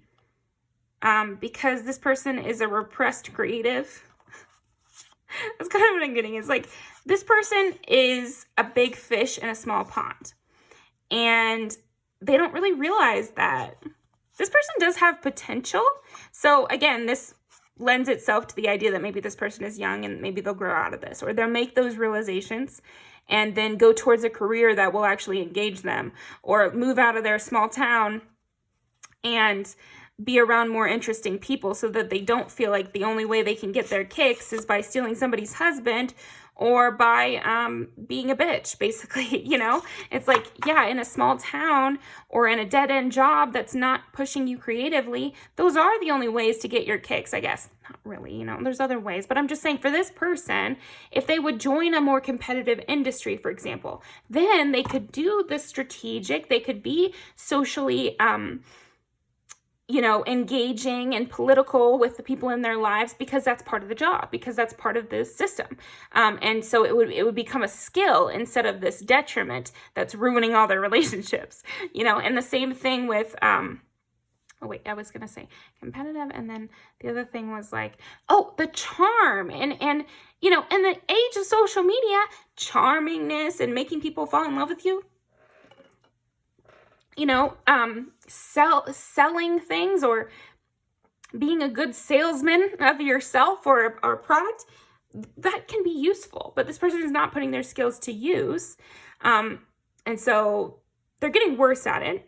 You know, they're becoming less charming, because acting like this all the time is going to make your face ugly, because you're always turning up your nose at people. And it's just like your face sticks like that. I'm exaggerating, but basically it does. And basically it will make you look uglier, and it will make you not have as much fun. And you won't feel as comfortable in your body, because you will secretly know you've done wrong. And it just eventually wears on you to know that. I feel like this person must have potential, or must have a way out of being so bad in this scenario, or else why would I be phrasing it like this? So if it's not the case for you, then just listen to the rest of the reading. But for some of you, this person might turn around. Maybe when their Saturn return comes around, they'll change it up. Or maybe they'll read an article that will change their life. You know, something like that. We can hope. But yeah, right now they do kind of want to ruin your life, but I think they'll get bored, because that's their way. They always get bored. If you're not right there in front of their face, they're probably going to get bored, and they're going to end up trying to hurt somebody else's feelings until they get their own feelings hurt, or get tired of this, or move on to something worse, or move on to something better and try to put themselves into a bigger pond here, so that they're not just beating their head up against everybody else. Yeah, okay, well, that's what I got for you, Pile 4. Let's go ahead and pull some music videos. Yeah, you're just like, enough. What the hell? Yeah, they are jealous of you as well. And they might say petty things, like at the beginning of that music video. And they might be trying to show off. And they could also be, again, it's like something about jealousy, or something about you having something they want. So they might lust after your partner or something like that. They could.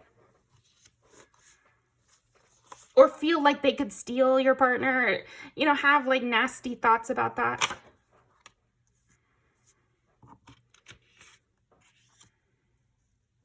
Again, it's like they're like, I can't stop.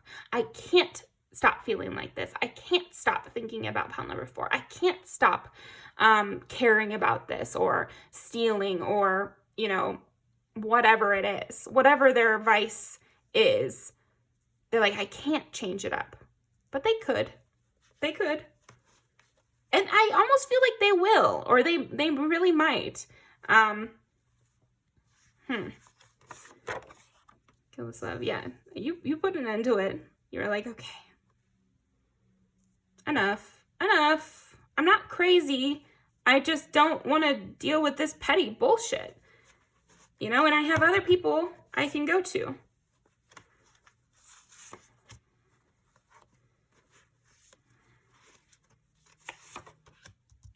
yeah, they might be jealous of the perceived traits that you have.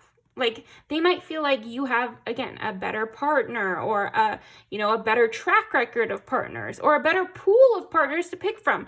It could go pretty delusional like that. Even if you're single, they could really feel like you could pull someone better than them. And you might not even feel that way, Also, it's a weird sentiment to even feel. I want someone who likes me, not someone who is good in general. Although, I think my partner is good in general as well. But yeah, let's see. Firecracker. Yeah, you're having fun. You have friends. You have a partner you like to show off. A lot about you having fun, you going out there and traveling, and they feel stuck in some way. And they feel like you have better stuff than them that they want to steal.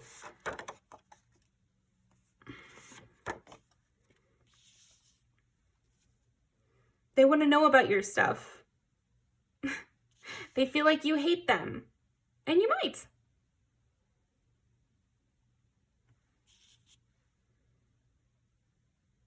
They feel like every time something bad happens to them, you're smiling about it. And you like when bad stuff happens to them. But it's like, I'm not. If you do, then you do. But I'm not really getting that from you. I think that it might be in this person's head. Because again, this person is smarter and more creative than they're letting themselves be. And when a smart, creative, intelligent person gets bored and trapped, sometimes they become an asshole. And that's kind of what I'm getting here. So hopefully this person will turn around their creativity and use it for something good. Focus on the people in their life. Think positively about the people in their life. And keep away from your partner or your friends or the people that you have in your life or the stuff that you have in your life.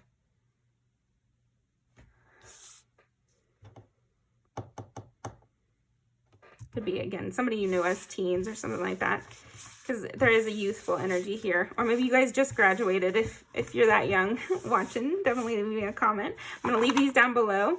Thank you very much, Never. They definitely don't want you to talk. That's a big thing here with this pile. In your absence, they're just hoping you'll shut up, stop talking about all the good things happening to you. But this is your life. You're allowed to do whatever you want. And hopefully, like we said, we just ignore this person. They're on their own journey, and the more you ignore them, the more likely they are to forget about you and get bored. And that's what we want. So thank you very much, and I will see you next time.